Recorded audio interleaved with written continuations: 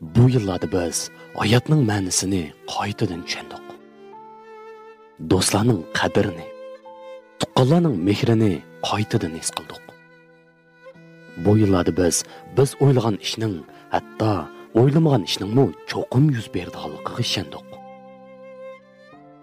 Nurg'un ishlarda o'zimizning amalsizligini, sukutdan boshqa choramizning yo'qligini bildik.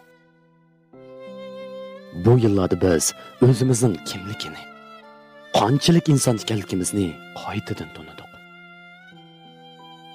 Nimani deyish, nimani demaslikni, har bir kunni qadrlashni qaytadan o'rgandik. Bu yillarda biz nurg'un ishlarning ortiqcha ekanligini, nurg'un narsalarning vaqti kelsa hech nimga arzimaydiganligini bildik. Hayotning qisqaligini, hatto biz o'ylagandimi qisqaligini his qildik. Kunda ko'rib turgan shu qadrdon kishilarimizni yana bir ko'rishning ta'sirligini, nihoyatda ta'sirligini bildik.